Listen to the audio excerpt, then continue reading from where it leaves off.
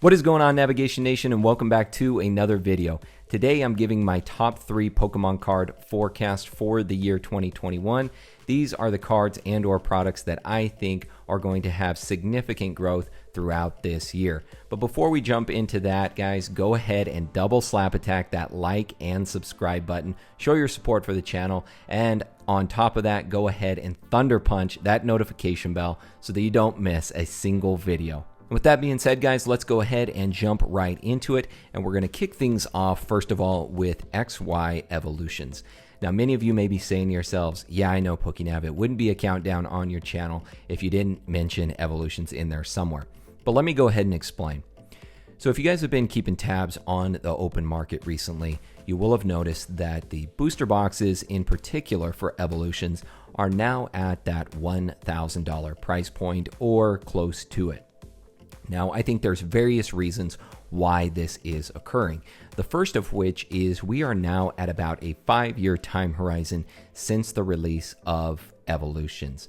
And if you look at the previous sales history for other modern and ultra modern sets, once we reach about 4 to 5 years after a set's release, that's when you start seeing an increase in price or an increase in value for that particular set. And Evolutions, as you guys know, was released later in the year in 2016 as part of the 20th anniversary celebration. So we are getting close to that 5-year time horizon. So just from a matter of, basically time in the market, Evolutions is now at that point where I think it's increasing in value, and also, going along the lines of a supply and demand standpoint, there's not as much supply out on the market anymore.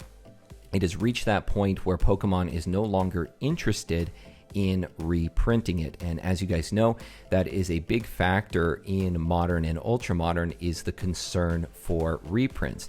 And what we have also seen is once you reach that 4-year time frame, that's typically the amount of time that it takes for a set to not run the risk of being reprinted. So again, we're seeing less supply out on the market, and the demand for it is continuing to increase.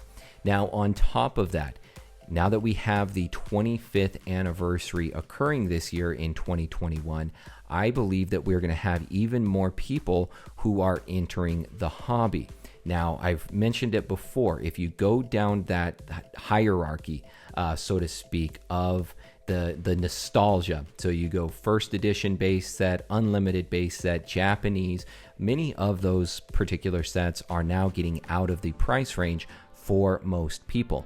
And even with Evolutions now encroaching at $1,000 a booster box, that is much more affordable and much more absorbable by the market than, the $400,000 first edition booster box, or a $20,000 unlimited booster box, or a $10,000 Japanese booster box. So I think the fact that you're starting to see more of an inundation into the market, and I think we'll continue to see more of this throughout the year, that demand is just going to continue to go up and up and up, whereas the supply of these products is not going to be as steady as it once was. So you're going to see the value of the booster boxes especially, but I think Evolutions as a whole, I think you're going to continue to see this increase more and more throughout the year. Now, on top of that, with Evolutions being essentially the commemorative set for the 20th anniversary, I think many of the people who are coming into the hobby this year, celebrating the 25th anniversary, are going to look back on that kind of in a similar manner, as a commemorative set, as a set that maybe had at one time maybe reintroduced them back into Pokemon.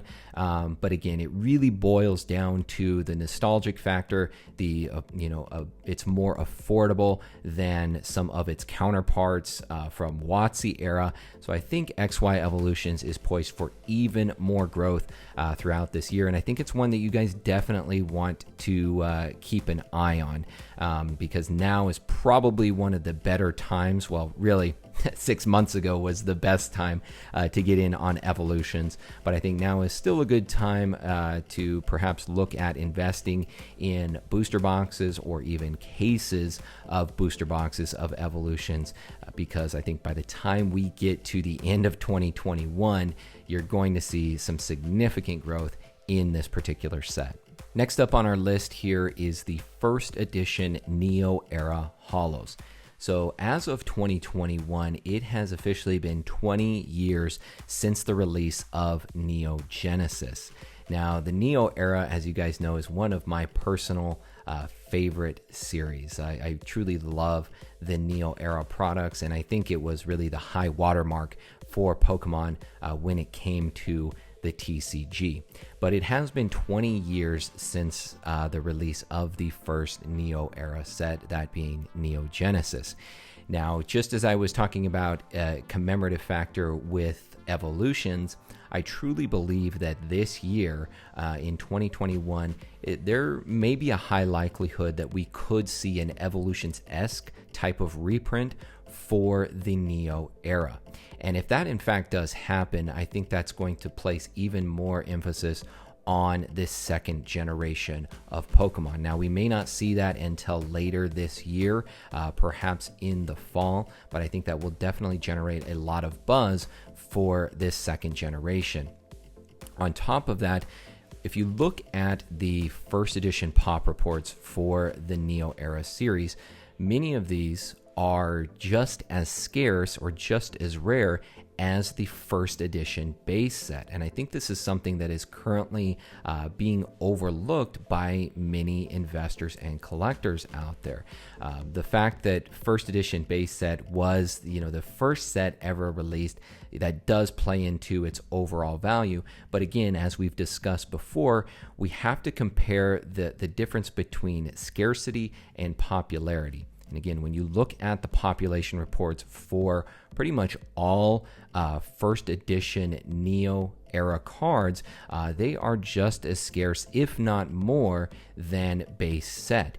And also on top of that, it really doesn't make sense that many of these cards are actually priced at a lower value than sets like Fossil or Jungle, which were printed in much higher quantities, and the populations of those cards are significantly more than the first edition holos from the Neo Era. So I think in many ways they're actually undervalued right now in compared to some of these other sets that were released in the early WotC eras. And you guys can go out and check this for yourself on PSA's website. But I think, from a market standpoint, again, we're talking about what is more absorbable by the market, where you may have a first edition PSA 10 Charizard that is over $100,000, $150,000. That is, to me, is less absorbable from the market than even a first edition Neo Genesis Lugia, which is sitting around $70,000. So even though it's quite high, it's still a very high price point for a card. It's more absorbable by the market, and those Neo Era cards as a whole are more easily accessible by the market as things currently stand. So I think you're going to see more of a demand coming for these Neo Era cards, especially those first edition cards. Now would probably be a good time to pick many of these up raw or ungraded, and potentially try to get those graded sometime this year. I've talked extensively about CGC, Beckett, PSA. There is a long backlog with PSA and Beckett, so it might be a good opportunity to maybe get those in with CGC to maybe capitalize on some of the growth that I think is expected for these Neo Era cards. So again, guys, first edition Neo Era Holos, I think, are poised for some significant growth throughout this year. I would definitely keep your eyes on it. And if we do, in fact, see that reprint later on this year, as I said, that Evolutions-esque type of reprint, I think you'll see even more growth in this particular area. So keep your eyes out. And the last Pokemon card products that I think are forecasted for significant growth throughout 2021 are really all Pokemon 20th anniversary products. So you're starting to see a little bit of an underlying theme here throughout these picks that I've chosen. And really, again, it boils down to products that are commemorative, products that are hitting certain milestones in the amount of time that has elapsed since their release. So with Evolutions, this was a 20th anniversary type of commemorative set. It's hitting a 5-year time horizon. With the first edition Neo Era cards, it's been about 20 years since their initial release. There is the prospect of maybe a Neo reprint this year. And again, here with the 20th anniversary products, I think that with this year being the 25th anniversary, many people are going to look back at some of these previous milestones with nostalgia and maybe try to garner some of these products that were milestones from the past.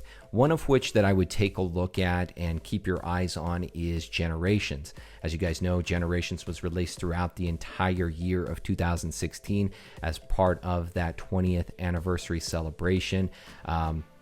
Specifically within Generations, one of the subsets that I would look at is the Radiant Collection. Many beautiful cards in there. The Charizard is one of my favorites. And I think a subset that is often overlooked and perhaps even undervalued. But I think Generations as a whole is probably going to see some significant growth throughout this year, as many people look back on that with admiration from the 20th anniversary as we're currently celebrating the 25th. The other one that I would look at is the CP6, which is the Japanese equivalent of Evolutions. An awesome set, again, in celebration of the 20th anniversary in Japan. And as you guys know, I'm a big fan of Japanese cards, especially from a quality standpoint, generally off of the print line. They are of better quality than the English equivalents. So many people may be migrating to try to get cards graded from CP6. And then finally here, the other one that I would take a look at or keep your eyes on throughout this year are the 20th anniversary Festa cards. So these were released again as part of that celebration. You've got individual cards. The ones that I would definitely look at would be like the Pikachu, the Mewtwo. There's also a Magikarp in there as part of these Festa cards.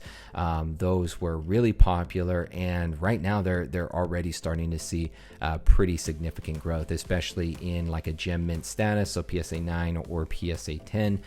They're really starting to gain more notoriety and starting to increase in value.